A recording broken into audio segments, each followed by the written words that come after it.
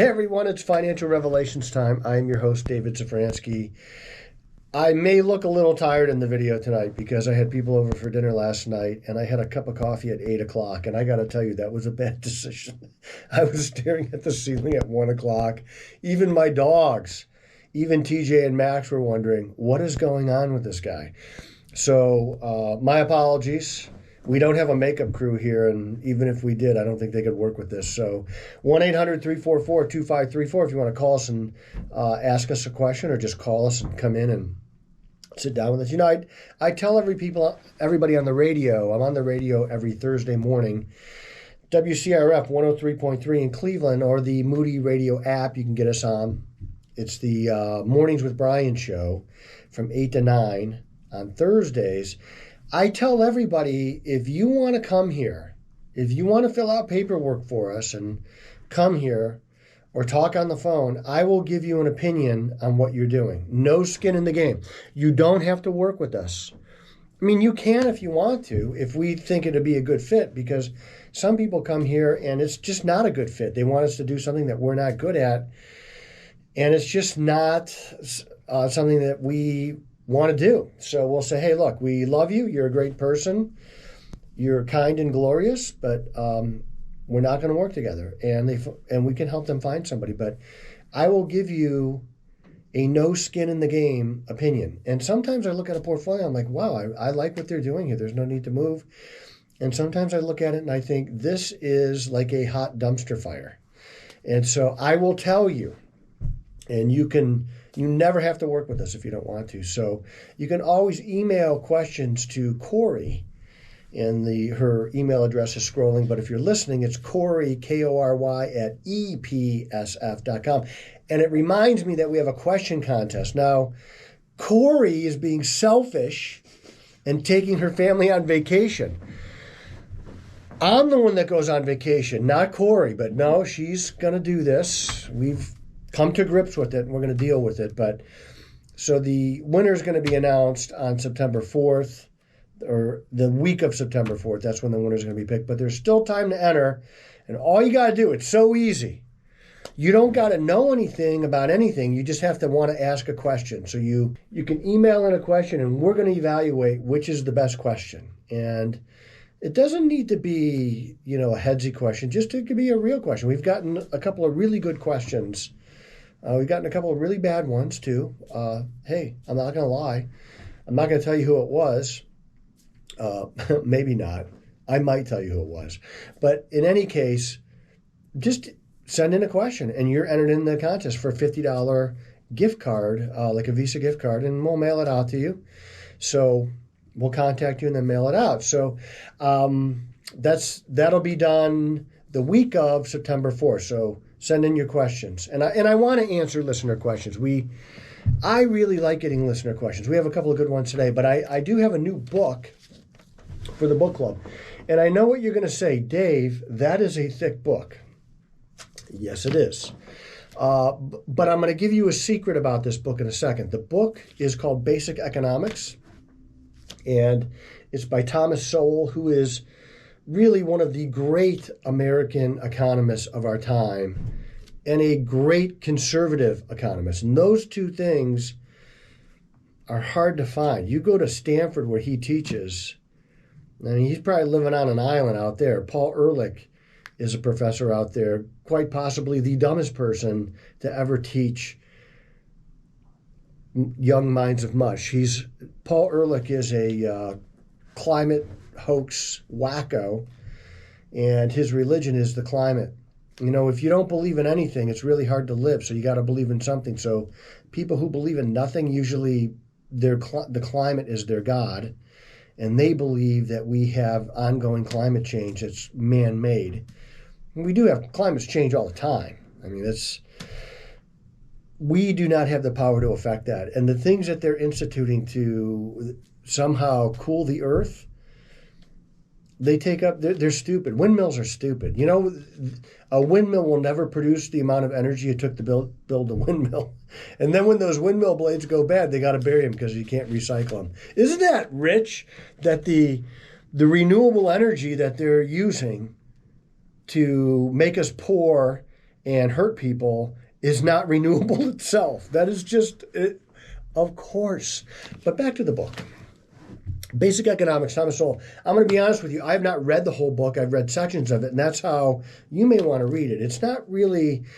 The subjects in here are so prescient. And what I like about it is it's written in English for people who speak English, like normal people. It's not an economics textbook, and it has real-world examples of what he's talking about. So when they talk about price controls, he'll show you why price controls are bad. When it talks about rent controls, he'll show you what happens when you get rent controls, how it obfuscates the market. And it's a market hitch that really creates hardship on people. So he talks about prices and asset allocation or assets allocation of capital, things like that. And he gives you really good examples. So this is going to be added to the other books that were already in the book club. And this is kind of like a great thing. Like if you wanted to pick one subject a week and just, bam, hit it.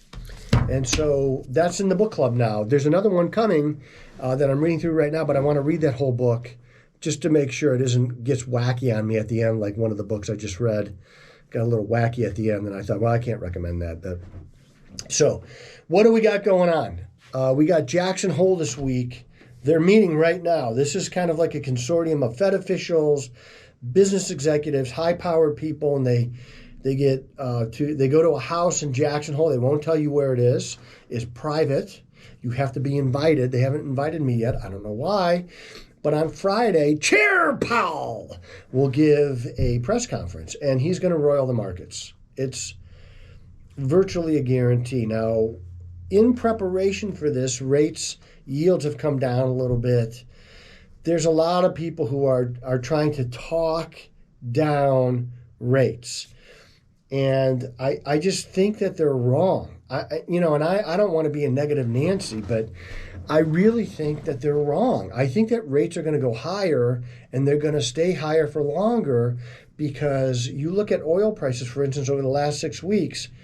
They're down a little bit the last couple of days, but they were up like $14 a barrel last month. And that's going to translate into CPI being higher, and the Fed looks at that. That's an important measure for the Fed. It creates inflation. When it costs more to get things to market, things at the market cost more. That is not rocket science, Things are costing more.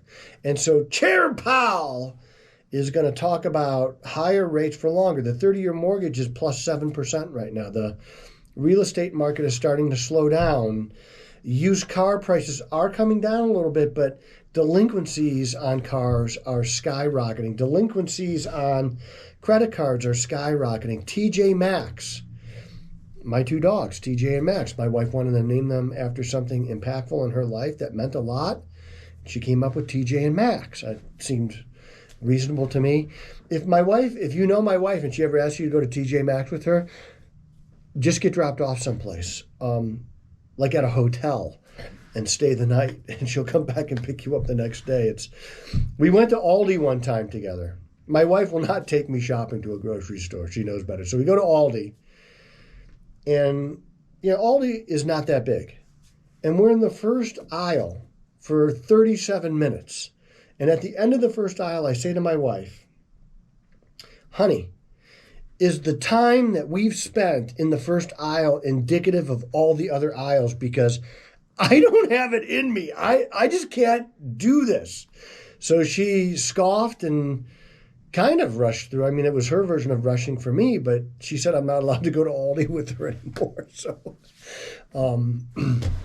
even things at Aldi are expensive right now. I don't particularly love Aldi, but TJ Maxx came out and said that their credit card delinquencies, they have their own credit cards, their credit card delinquencies are way up.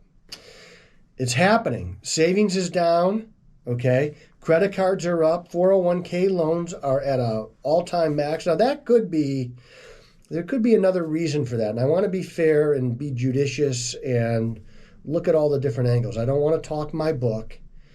Well, I do want to talk my book, but I'm not going to talk my book. It may just be the cheapest form of money right now, and that's why 401k loans are up. But my guess is people can't get a loan, and that's where they're going. The denial rate on new car purchases is at an all-time high also. So you're seeing debt load high, cash position low, default rates up. This does not bode well for the future. And I think if Chair Powell comes out Friday and talks the market down, I think it's going to be tough. He's going to roil. So Republican debates are tonight. Sans Trump. He's on Twitter with Tucker Carlson. Trump is going to be the Republican nominee. He's going to be the Republican nominee. And if you're a Republican and you say, well, I won't vote for him, I think you're making a mistake. Do I love his delivery all the time? I do not. I'll be honest with you. But think back to the way things were in 2019. They were way better than where we're at right now. They're way better. It's not even close. We had inflation of sub 2%. And a lot of this has been the policy of the Biden administration, which has caused this inflation and caused it to accelerate.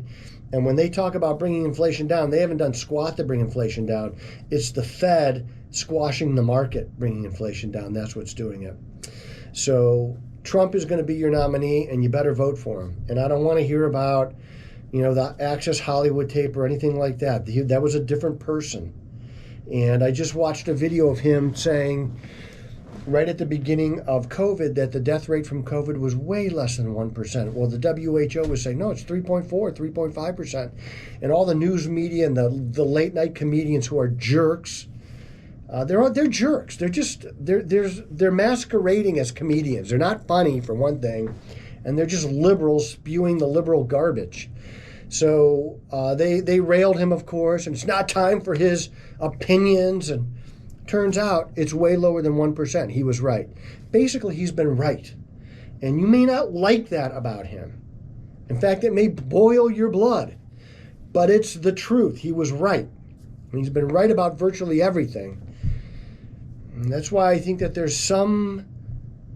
I just want to investigate that last election more. Really investigate it. Not have some blue ribbon panel full of Democrats or Republicans. People who will investigate. So anyway, Republican debates are tonight. I'm not watching them. I know who the nominee is going to be. The first question we have, and I know I'm going to run a little bit long today, but the first question we have today is about investing in your beliefs. If we're believers, which we are, can I only invest in Christian beliefs? And I think, well, hey, if you do that, you're going to eliminate some of the best companies that have ever been. Microsoft, Apple, Amazon. They support the homosexual agenda. So I looked at a couple of funds that espouse Christian beliefs.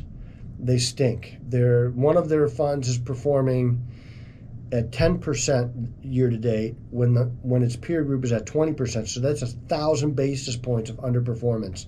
I can't afford that. Now, if somebody said, hey, Planned Parenthood's a public company, I want to buy it, I'm not doing that. I'm not buying alcohol, tobacco. I'm just not. I don't need to do that. There's enough other stuff that performs better, but I am going to buy technology companies. So yes and no. Yes, I do want to avoid companies that do some goods and services that I just don't think fit into what we do. But there's enough things out there that are, is their witness great? No. Is Apple a Christian company? Absolutely not. But man, have we made a lot of money from them. And then you could take that money and give it to your church or donate to Right to Life groups. That's what we do. And that's what I would recommend that you do too. But I'm not going to invest in Planned Parenthood or anything like that. I'm just not. I don't need to. We can make money in other places. So I don't really like companies that say, well, we're only going to, could you invest in a defense company? I don't know. They bomb people all over the world. The companies that espouse that, though, they underperform significantly. So you got to make the choice. Another question that we've had that I really like is they were noting that I always talk about time frames, like if you have a long time, you could afford to be a little bit more growth oriented. Some people would call it aggressive. I don't like to call it aggressive. I like to call it growth-oriented because I think it better depicts what we're doing. When people hear the word aggressive, it's got negative connotations to it. And I want to couch it in terms that people could say, well, okay, I get that now. So we don't need to be aggressive. We just need to be growth-oriented. And even retired people, you're 70 years old and retired, you could live to be 95. That's 25 years. You've got a long time. So what we got to do is, it's not what I want to do. I got to do what's in your best interest. So if you tell me, well, we need income, then the first thing we're going to do is provide that income.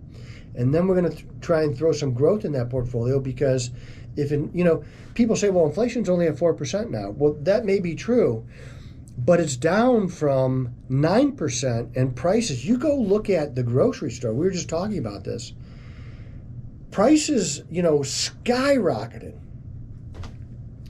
And they're still high. You're losing money at a slower pace right now. But we haven't gone backwards. We haven't gone back to 2019 prices when Donald Trump was president. We're in Bidenomics. It's a Bidenomics bust is what it is. This is not good. And the only way to reset is to go through deflation, which is worse than inflation. Your real wages over the last 2 years are down 5%. Even though you're making more money, the prices of things are accelerating at a quicker pace. You're losing money, guaranteed, to Biden inflation. That's what's happening. You may not like that. When I'm on the radio and I talk politics, man, I get complaints. I usually offend half the people, which kind of upsets me because I really wanted to offend all of you, and I only got half of you. But I can't even talk about politics on the radio anymore because they're going to cry. They can't take the truth. They don't want to hear anything bad about their guy. Hey, I could take bad news about my people, all right, if it's true. And I'll decide for myself, but I'm not going to cry about it. If I turn on MSNBC, which I do from time to time just to see what stupid people are saying, I know what they're going to talk about. I know they're going to talk bad about me and talk bad about my beliefs and knock on my Christianity and all that. I know that. It doesn't offend me. I just don't agree with them. Okay, my neighbor used to be Sherrod Brown. A very nice person. I'd see him in the airport. We'd have a cup of coffee together. I don't agree with anything he says. I'm not going to vote for him. I will campaign against Sherrod Brown. He's not a bad guy, though. He's just wrong. That's all. So we could get along. You could hear bad stuff about your people, not cry about it and complain, but you will anyway. So long-term time frame, yes. If you've got a long-term time frame, and I consider that to be one business cycle, 5 to 7 years, you could be growth-oriented. And in this inflationary environment, the only thing that beats inflation is the stock market. Now, at some point, bonds might do it. So we can shift the bonds. Yields are down a little bit, so we're paying a little bit more attention to high-yield money markets this week. And this is why you pay somebody to do this for you, because we could say, I'm not going to do that bond. Yields are a little bit flat to falling, but the money markets, they're still at 5.4. So we're going to go there. 100% liquid at any time. There's really no risk in a money market. It's 30-day commercial paper, government bonds. The only downside to it is those rates do fluctuate daily. When you buy a bond, you get that rate, whatever it is, till that bond comes due. So I like both, though. And right now, I like the money markets better. We did a couple $1 million this morning in high-yield money markets. Remember, you can reach us at any time. You can email us. You can call us. You can comment on whatever. If you're watching this on video on YouTube, you can write comments. Like our videos. Would you like our videos? And tell your friends about it. Nativos USA is the website for the well digs. I have had a lot of questions about that. nativosusa.org. You can go and donate and see what we do there, see pictures. We're going to put some more pictures up. I just met with the team last night. That's when I had that cup of coffee at 8 o'clock. I am David Safransky, a real American, a true red-blooded patriot, and the voice you can trust.